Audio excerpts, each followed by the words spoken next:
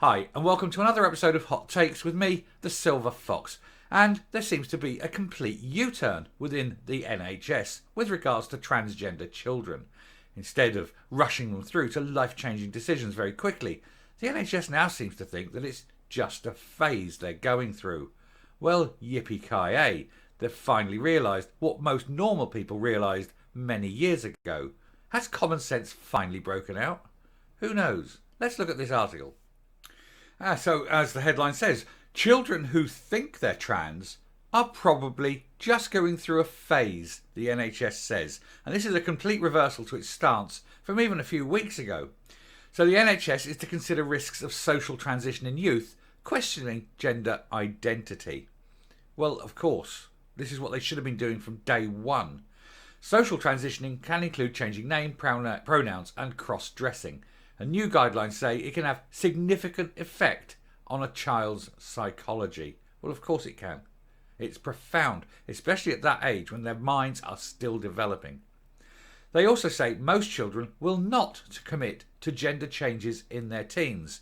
If that's true, and you're saying that, I mean, we all know it's true anyway, but if you are finally admitting that, then why this rush to put thousands of children through the Tavistock Trust?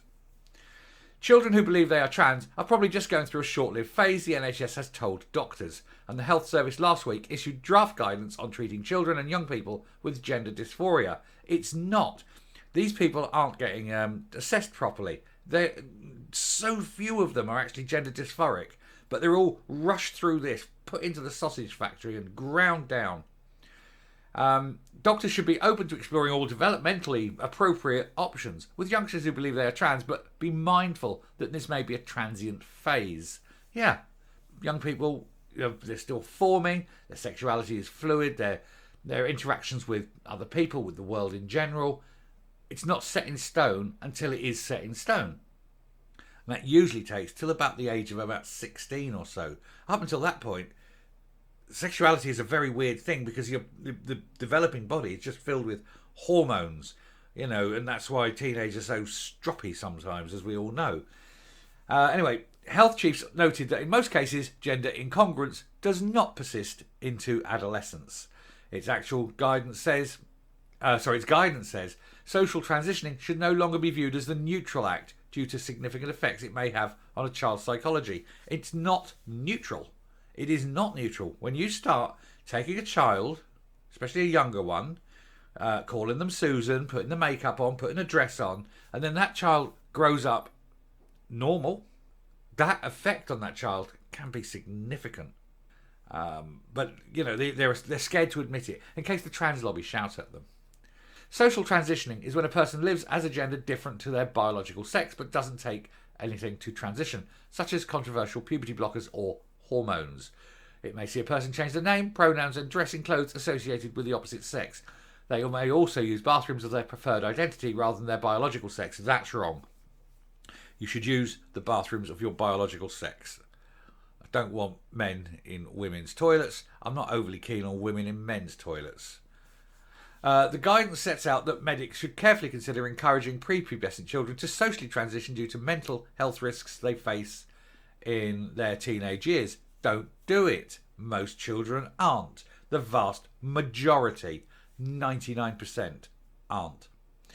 The clinical approach has to be mindful of the risks of inappropriate gender transition and the difficulties that the child may experience in returning to the original gender role upon entering puberty if the gender incongruence does not persist into adolescence, which it doesn't. This is going on and basically sort of saying the same old thing repeatedly, and then it's going on about the Tavistock Trust and then pushing them down.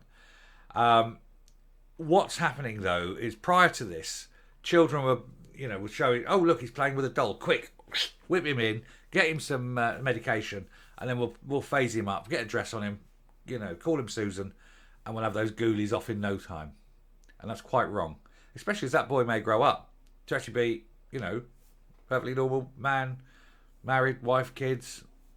Who knows? But it's too late then. Never have kids because his testicles are sitting in a petri dish somewhere gathering moss. And it's very sad. But finally, the NHS is starting to see sense. It's starting to acknowledge what we have said all along, that children are just sometimes a bit weird and a bit stroppy, and sometimes they get, they'll insist on things. And then all of a sudden, bang, click, change, and they're not interested in that anymore. We all know what kids are like. Anyway, I'm going to finish there. Surely a short one, but I just thought this was definitely worth the reading because it's finally a step back from the precipice, I think. Although the trans lobby will bloody hate this and moan. But anyway, we're done. I'll come up and we'll round off. Finally, sanity.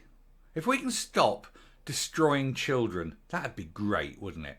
If we could stop putting these thousands of children through sterilisation factories, filling their bodies with chemicals that will alter them permanently and radically, that'd be great. And just think of the mental health benefits. And it would certainly lead to a massive reduction in self-ending, because the people that go through these changes are never really happy. Sure, one or two maybe, but most of them have severe mental issues for a long time, and depression is massive, and it has a much, much higher rate of attrition in terms of self-ending. So I think any measure that can help children to maintain their future and indeed their sanity, it must be a good move. So well done, NHS. You're only about 10 years behind everyone else, but there's hope. Anyway, I shall stop there. Thanks very much for listening. If you like what you hear and see on the channel, please hit the subscribe button if you haven't already. Ring the bell for notification of future outputs. Leave a like, leave a comment, please share the video. And until next time, stay safe, stay well, guard your children, and goodbye.